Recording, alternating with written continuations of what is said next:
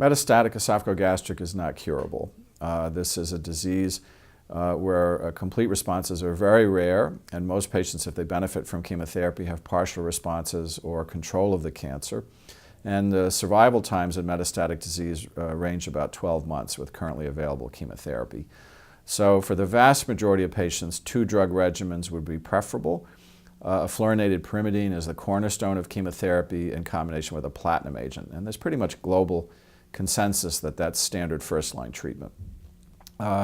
We typically model the dose and schedule on colorectal cancer chemotherapy, so we would give a 24-hour, 48-hour infusion of 5-FU every 2 weeks, typically in combination with oxaliplatin.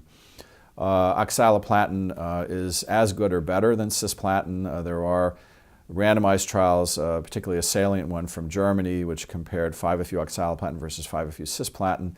And in all endpoints, the 5-FU oxaliplatin trended better: response rate, PFS, overall survival, and particularly in patients over the age of 65, there was a significant survival benefit. So we consider infusional 5-FU oxaliplatin as a standard regimen. Capecitabine can be considered, but if a patient's going to be on treatment for months and months and months, the issue of hand-foot syndrome is significant, and we typically prefer the IV 5-FU over the oral 5-FU. Other agents that could be considered adding to first-line treatment would be a taxane or irinotecan. We do have the randomized trial of DCF versus platinum 5-FU, which showed modest survival and response advantages for DCF over 2-drug platinum 5-FU, but it was at the cost of substantial toxicity. So typically, we would reserve a triplet regimen for a highly symptomatic patient where you need that extra percentage point response. You need to see a response quickly, and they're also well enough to tolerate 3-drug therapy. The alternative regimen is the FLOT regimen, which also is used in metastatic disease in Germany. And again, the same issues come up. It's a more toxic regimen. The Germans actually did a randomized trial in patients over the age of 65, comparing FLOT versus 5-FU oxaliplatin, and did not demonstrate a survival difference. So typically, for the vast majority of patients are going to be best served with 2-drug therapy, 5-FU platinum-based, reserve the addition of the taxane for the highly symptomatic, young, good performance status patient, and certainly not clear evidence that older patients get even any survival benefit from this treatment. The other argument not to use the taxane up front, which we'll talk about, is now the availability of combining ramucirumab with paclitaxel second line, which is quite an effective salvage option.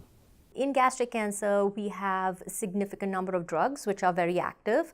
For example, there's 5-fluorouracil, capecitabine, there's platinum drugs like cisplatin, oxaliplatin, there's taxanes, paclitaxel, docetaxel. And then there are more targeted therapies. These target specific receptors. The HER2-targeted therapy is trastuzumab. Patients who have PD-L1 overexpressing tumors or MSI-high tumors do well with pembrolizumab. And then there is a VEGF-targeted drug, which is ramucirumab. So a combination of these drugs, or even single-agent drugs, essentially gives us the opportunity to use these in the palliative care setting for these patients in different sequences. And we tend to use, out of preference, I tend to like FOLFOX, which is 5-FU oxaliplatin, given just the way it would be as the modified FOLFOX6 for colon cancer. And that tends to be a preferred regimen. It's generally well tolerated, you have expected toxicity, and it's well managed. So I tend to move from FOLFOX to paclitaxel ramucirumab in the second line, which is approved as well in the second line setting. And if the patients had, through this course, a HER2 overexpressing tumor, you would put in Herceptin or trastuzumab through the treatment. And at that point, if they failed these prior lines of therapy and they are known to be MSI high or PD-L1 overexpressing, pembrolizumab becomes the next standard care to consider.